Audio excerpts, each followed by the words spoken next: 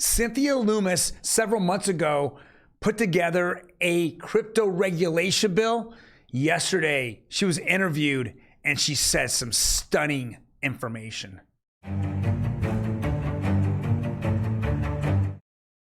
That article, we have several different NFT articles, and the SEC, again, is not happy with what Ripple is doing.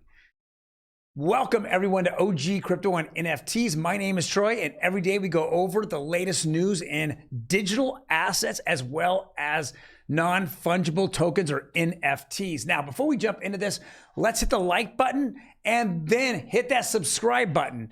But we all know that growing this channel is going to take a little bit. So if you hit the notification button, you'll get my best 5 minutes of crypto every single day. All right, let's jump into it. This is on Crypto Eerie. And I've seen this on several different Twitter sites or Twitter posts. This is Cynthia Lumis, and she's being interviewed now.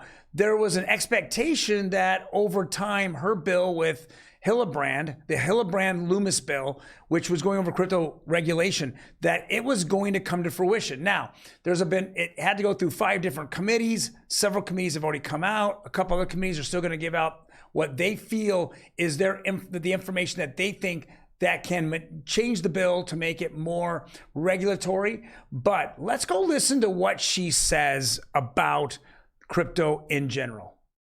Well, one of the interesting things that's happening is that while Ethereum has touted the advantages of being a proof of stake as opposed to proof of work, and that means it's environmentally more friendly, and people begin to embrace it, I think that there's very little understanding of how that can affect its more centralized approach.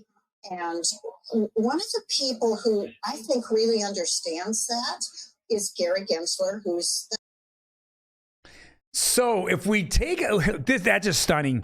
It's stunning to me to think that she feels that Gary Gensler can handle the crypto industry as a regulator. Now, I don't know how many people really feel that way outside of Gary Gensler's ego, but not very many. But now she's talking about Gary Gensler, who has given absolutely no direction about regulating this crypto asset. He just simply sues people and then bullies them. Now, I've lost so much respect for Lumis on this. This is kind of crazy in my eyes to even think that she would bring this up. You know, in the bill that she had put out on crypto regulation, she wanted the CFTC to regulate this, which is commodities regulator. And all of a sudden now she's changing tunes. Well, let's go and I'm going to break this down for 1 second. She's saying that proof of stake Ethereum is now centralized versus proof of work Ethereum was more decentralized. So it changed. Now, let's break this down. 2 weeks ago, or a week and a half ago, Gary Gensler was in front of the banking committee, and one of the senators asked, or a congressman asked him a specific question. Can you define decentralization? And Gary Gensler fumbled and couldn't even define it. So he was unable to figure out what the actual definition when he was asked in front of Congress. And now we turn around a week and a half later and Cynthia Lumis is talking about centralization and decentralization. Let's ask her that question. What is decentralization? She has no clue. This continues to be a farce. We need real regulators in here who understand crypto, understand what it's for, what the tokens are for, what the coins are for, how are they being used? Are they being used as something to grow a business? Or are they being used as, an ecosystem or a currency? But we got to know this now. We can't continue to keep coming out with 10 or 11,000 coins. We're never going to catch up. And then people like Cynthia Lumis and Gary Gensler decide who are the winners and who are the losers, or who paid them the most. Right, Cynthia? Next article. Wow, SEC slams Ripple-friendly firms for attempting to help defendants. This is awesome. So last week, several different companies filed amicus briefs saying that they use XRP not as a instrument of investment, but as a currency. And this is the crazy thing about it. Of course, a currency isn't a security, right? Right, Gary? The dollar is not, which is a currency, is not a security. But Gary has now made it really known that XRP is a security. Well, guess what, Gary? Now all these companies who use XRP as a currency are coming to their defense, and you're not happy. This is stupid. And I don't really want to talk about the next line because the next line is so atrociously stupid. But this is the underscore. The SEC wants to prevent iRemit and TapJets from filing their amicus briefs, arguing the outcome of the lawsuit will not prevent them from using XRP token. Well, if it's a security, you're going to absolutely make it registered. And then it makes it that you can regulate it to whatever rules you want to put it in. They're fighting for their lives because they're using this as a cryptocurrency. This is, again, something that just makes you feel like the SEC is just here to delay cases and to put things down. They're not here for your everyday average investor. They're here for the BlackRocks and the big hedge funds. That's all they're here for. They're not here to listen to us. We're nobodies to them, yet he had an oath saying that he would protect us. Next. Wow, Rich Dad, Poor Dad. Author predicts dollars fall. Might be time for crypto. Now, all I know is that his hairdo isn't very good in this particular picture from U.Today. But I will tell you right now, he understands. A year ago, he came out and said that crypto would be the future, but he didn't think so at the time. That was at the height of the market, right? He said it. He actually thought that the economy was going to collapse. He was off at that point. Why? Because the Fed was just going to sit on their hands, which they shouldn't have, and cause a ton of inflation and global inflation that they caused. Today, he's starting to go, it's time to get into crypto. Why? He wants to hit the bottom. Investors are feeling that as the next 6 months, the bottom will be in. If it is, it's generational wealth, because this is a new asset class that's about ready to explode, that can change our financial system, change our way of life, change quite a lot going on. Next article. Pro-Russian military groups are using cryptocurrency to raise funds. I mean, we've been going over this for the past 6 months. It's just continue adoption on how to send money instantly all over the world with very little, if any, fees. I mean, things are just changing. Whoever thought this would happen 2 years ago? It was all a drawing board. It was all just a dream. And now it's actually happening, and it's going to change this war pretty quickly, because the amount of funds that came in so quickly into Ukraine to fight the Russians has been incredible. So congratulations, crypto. You are making a difference. Next article. Bankrupt crypto lender Voyager to sell assets to Sam Bankman-Fried's FTX for $1.4 billion. He's scooping them all up, guys. He's scooping all these assets up. He bought BlockFi. He wants to scoop up Celsius. Now he's scooping up Voyager. Why? Because he wants all these assets at a discount, which he can afford. And then he wants to have the bit license here in the United States, where he's able to sell as well as put these assets onto his platform and then yield farm off of them, and give yields back to people. And that's what it's for. He wants to be the first to do it. He's very stable, and he wants to kind of butt out every other crypto company for quite a while. And, let's be very honest. He was one of the biggest funders of President Biden's campaign. And so now he's reaping the benefits after a collapse in the crypto financial section. So very interesting, smart man, very, very smart man here. Next article, let's jump into NFTs. And as we're jumping into NFTs, we are going to bring on producer Emmy. Hey, Emmy, how you doing? Hi, I'm good. How are you? Good, good. So got the headphones on there again, huh? I mean business. Well, this is, Gary Vee's collection. He came out about a year ago.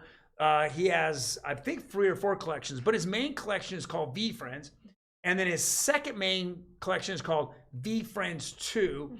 Now, Vee Friends, I mean, they're big money at this point. I think 3 or 4 ETH is the floor. Oh, wow. Vee Friends 2 came out with 20,000, so he doubled it. It's under an ETH. It's probably a half ETH or a third of an ETH at this moment. But when you, about 4 or 5 months ago, he came out with that. When you got the collection, you received a set of cards that they mailed to you. Oh, wow. Like V cards, That's right? cool. And so now it looks like they're taking those cards and what are they doing with them? So they're taking hand-drawn doodles to polished cartoon creatures. Now they're going to be making them toys for the men. So I have a set of cards and I have an NFT, Vee Friends 2, that has a little bit of these things in it, like kind of crazy cartoonish. And then he sent the set of cards. I think this is pretty cool, and now he's taking it to the next level, and he's making toys of it. Boy, this guy is just franchising off of his NFT collection. Dude, if you don't love Gary Vee, you're out of your mind. Gary Vee is rad. I love to see it. He was big with the basketball cards, baseball cards. I think it makes a lot of sense that he's doing stuff like this with his NFTs, and Gary Vee can do no wrong in my eyes. Yeah. Well, so his first collection, if you have one, you're lucky to have one, you're able to go to the Vee conference. Oh, wow. That is the pass to get in so you can purchase a ticket if you own that in your wallet. That's so cool. So V2, the second collection, are this collection of collectibles. Yeah. So it's pretty cool, but yeah, you're seeing that he has all this available. It seems like he's now, hooked up with Toys R Us. Now, I thought Toys R Us was out of business, but it might be online Toys R Us. Possibly, yeah. I didn't see any of those details in here, but man, if anybody can save Toys R Us, it's Gary Vee. Right. Yeah. Once popular, shut down. In 2018, following bankruptcy, Vee Friends president will decrypt that. Wow, the deal means more to me than you could ever imagine. How interesting. It's crazy. Yeah. Crazy. These are so cool. I like this one. That's great. Little wizard there, elephants, giraffes, cows, astronauts. Astronaut. Of course, we're going to the moon, right, Gary? There you go. All right, next NFT article. This is very interesting. I made an NFT collection to represent my student loan debt. The NFT collection is called College Admission. And I mean, now, people are really thinking this through about, hey, what do I do to really offset my loan debt? Well, one thing is you can do is just, find a, Chuck Schumer and he could just go wipe it off, which he's been trying to do. Or who's the other guy that was going out for becoming trying to become the president, or at least, the old guy. Oh, Bernie. Bernie, Sanders. Another one that wants to wipe out all student debt and just, put a country in more debt. But more inflation. Bernie has good intentions. Let's not talk about execution. But... Yeah. I do too. I hope everything was free in my life. I think the fact that this story is getting popular right after they announced the student loan forgiveness stuff is really interesting, but that probably has to do with Alex Hutch is also a producer and writer that works for CoinDesk now. Bingo! Right, so it's really kind of interesting that he's getting this publicity, but that doesn't take away from the fact that what he did is a very interesting concept. So it says, College Admission, which is the name of his NFT collection and project, is a performance art NFT collection that takes a critical lens to student loan debt crisis and the shame it causes borrowers. Well, let's take that part out. Hey, you know what? I like innovation, and this is innovation. Definitely. This is outside the box thinking. He put it together. If he can sell enough of these, dude, this is fantastic, man. I'm excited for you. I know. I mean, I know he works at CoinDesk right now, and this is, they probably throw him a bone to get this out. Yeah. But I got to give this guy props. Yeah. I like that he's thought about this. There's Loyola Marymount University. That's here, 2010. Cost $110,000. Right. Well. My son's going to college, and that's it's a little less than a year for what I'm going to pay for his college. Yikes. I'm not banking on any politician to pay his. To save you right. with a $20,000 right. check. Yes, exactly. Yeah. Because otherwise I'll pay for it through inflation, Well, which we're paying for right now anyway. Yeah. So let's get off of that and go on to the. Is there one more? This is the last one for today, but I want to add something to this before we sign off here. So I think it's very interesting and innovative, like you said, that he turned this into an NFT collection to help pay for his debt, because most people just make an OnlyFans and get it cracking that way. So we will have some interesting news on stuff like that for you very soon, maybe tomorrow, if not for this week's Saturday Opinion. I actually think that you've been smiling about the Saturday Opinion piece. I was going to do it on XRP and that little video that came out. That's fantastic. But I think you are going to take over and. Well, it's funny because all we really care about is Ripple XRP and NFTs, weird Web3 stuff. Right. Well, we'll give out the news, and in the news all the time is always this. Since we're in a financial crisis right now, you look at the financial coins, such as, and the biggest financial coin is XRP from Ripple, and then they're in a lawsuit, so the spotlight just gets bigger and bigger and bigger. Yeah. I mean, there's plenty of other coins out there: XDC, Quant, Hedera, HBAR, Algorand, Algo. Just to name DAG, just to name a few. There's quite a lot. It's just that they're building and their connections are there, but they haven't really connected everything together and have a running system that's actually making money. Ripple is. Yeah. So Ripple has put up every quarter they put out their Q2, they announce it, and they're making millions and millions of dollars, right? So that's why it kind of pops up here. But what's interesting is that what's really kind of made this channel a little different, and when it gets it's NFTs. Yeah. Because the absolute NFT news that no one talks about are crazy things. Yeah. I mean, and I know that I want to have this conversation real quick with you, but there's two ways of going about the thumbnail on this, right? Thumbnail could be about, again, Cynthia Lumis not, now taking a different direction on how she wants crypto regulated, or I could do a thumbnail Gary Vee. Yeah. And what's going to get more looks? Oh man, that's hard to say. That's not hard to say. It's Gary Vee. Okay? Yeah, it's probably Gary Vee. So down below, comment, what would you, we're going to put up Gary Vee as a thumbnail, but would you rather see Cynthia Lumis or Gary Vee? Just kind of throw it out there, guys. Everybody loves Gary Vee. There, see, I told you. All right, guys. Well, thank you for joining us today. We will be back tomorrow for the best 5 to 10 minutes, and then we just poured another 5 minutes over on that, right? Yeah, it's fine. It's fine. It's fine. Yeah, it's fine. All right, show yell at me later. I'm used to it. Egg Boy is a crook. Bye.